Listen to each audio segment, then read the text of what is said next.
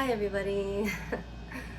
So in my last episode, I was a little hard on the narcissist. I think I had some feelings of anger come up, which, you know, I think it was a good thing because those feelings needed to come up and, get processed and released. So I'm not going to be upset that that happened, but I do feel bad that I projected that energy in my last video because that's not the energy that I want to be projecting. So I'm sorry about that.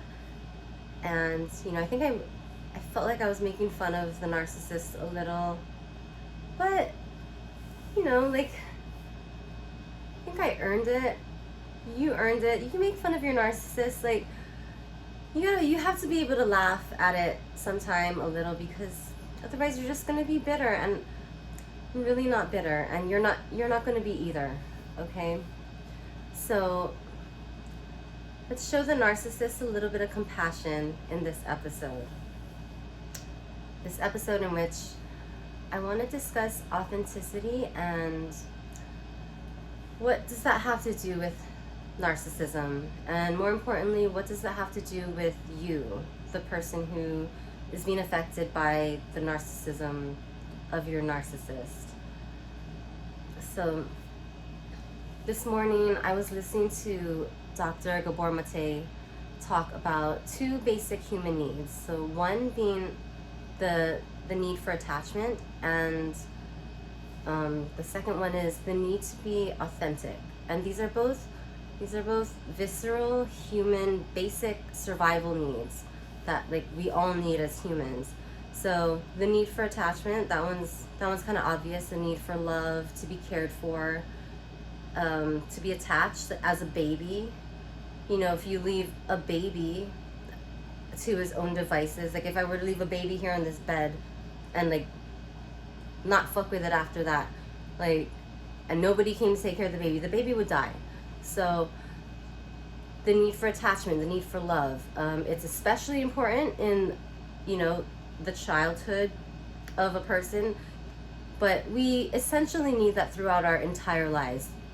Okay, and the second need was the need to be authentic and to have that authenticity manifested and expressed. And the reason that this is a basic visceral human need, that we need this in order to survive, is because back in the day, like when people were cave people or nomads, walking around being wild like the animals, you needed that. You needed to be in touch with your feelings, because your body is very intuitive, and your mind, just all of it put together, it picks up on shit that, like, your normal your five senses don't necessarily pick up on.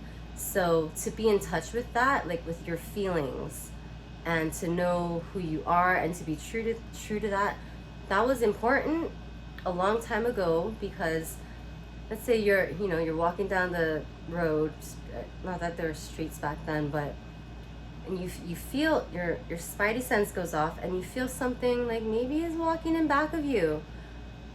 So the need to address that and to own what your intuition is saying and to act on it is necessary, because you get that spidey sense, and so you listen to it, you turn around, and there's like some big ass animal coming after you. Like, your need to follow through on your intuition and act on it, that is a survival need.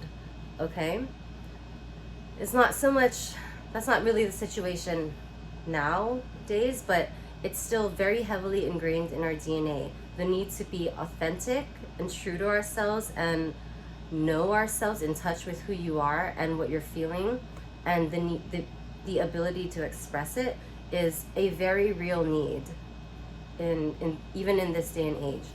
So what happens a lot of the times when a child is really young, he'll be forced to pick which need to fulfill, because let's say you're a child who is, okay, let's take my narcissist for example. When he was young, his father, his well-meaning father, who basically told him it wasn't okay to express certain emotions. Like if he cried or was overly affectionate, he would get in trouble or he would get shamed for that. And you know, he he was from Massachusetts, so like I don't know if this is like an East Coast thing especially, but like they teach their kids like to not show their emotions. I don't know if you've seen this movie where I don't know, they were people from Boston, and the dad's about to go to jail, and he tells the daughter, don't ever show anyone your feelings. Okay? So that's like basically the recipe to create a narcissist. But anyway, yeah, my narcissist was shamed and made to feel bad about expressing who he really was, what he was really feeling.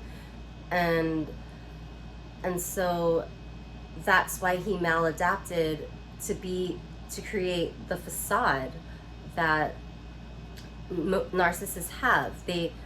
They're told at that young age that who they are, what they're expressing, when they're being their authentic selves, is not okay. It's not good enough. It's less than, and their reaction to that, which makes them become a narcissist, is okay. Well, if myself, who I truly am, is not good enough, I'm gonna create this false self that is good enough, that is better than good enough. Okay, and I'm gonna project that into the world, and that's what people are gonna see, and that's what people are gonna think I am, and I'm just gonna hide behind this for the rest of my life.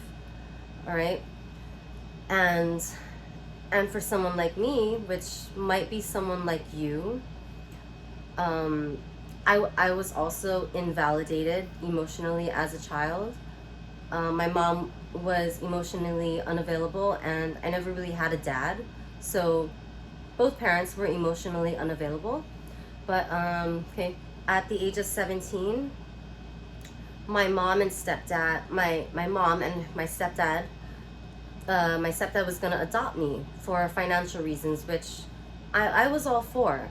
And they said, hey Kristen, well, okay, your stepdad's gonna adopt you and you're gonna have to change your last name. And I was like, okay, well, I'm fine with getting adopted. I love that idea, but I would like to keep my last name, please, because it's, okay, talk about being authentic. This is my identity as a 17-year-old. I identify with my name. This is who I am. Like, please don't make me give it up. And my mom got mad at me. She made me feel bad that I wasn't going along with her plan. And, you know, I went along with it because first I'd already learned to be a people pleaser, which is, you know, if you're constantly told that your feelings are not valid, you project to the adults around you, and you start being a people pleaser. So that was, so I lost my train of thought. When my parents took my name away, that told me, that sent the message to me, like, they didn't value my feeling. It would have been fine if they said, Kristen, look, we understand how you feel and your feelings are valid. Would you please consider, you know, changing your name for these benefits, but we validate you. Basically, we validate you. Make me feel okay that it was acceptable to be me. But no, and the message it sent to me was that it wasn't okay to be me. And the way that I maladapted to that situation was I internalized it as I don't matter. My feelings don't matter. So the narcissist, he internalized his upbringing as myself is not good enough, so I'm going to create a false self. I internalized my experience as my feelings don't matter. So bring the narcissist with me, we meet, and it's, you know, it's like a match made in hell. He's already someone who's he's got this thing going on where he's like, okay, I'm gonna take what I need from people, and other people don't matter. And here I come along, like, hey, I'm here and I don't matter. And so that's how that happens. So I guess what I want to express to you, my listener, is there's a reason you attracted the narcissist into your life. he's a bad guy, but ultimately we all create our own reality, or we all attract to ourselves what we need to learn. So you need to go inside yourself and find that original wounding, or the reason why. What beliefs do you have about yourself, or what happened in your past to make you think that this is love, or make you feel comfortable with this as being love? Because that's that's the key. That's the reason we fell into this mess, and it's the key to getting out.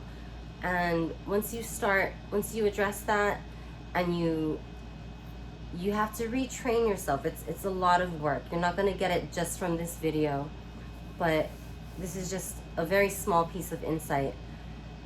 Once you identify where that came from within you to attract the narcissist, you can start doing the work to heal that. And healing that will give you the strength and the conviction of self to know that you are worth so much more than how you're being treated in this relationship. And it'll give you the strength and the courage to exit a situation where you are being abused. So yeah, I hope that was insightful, and let that sink in.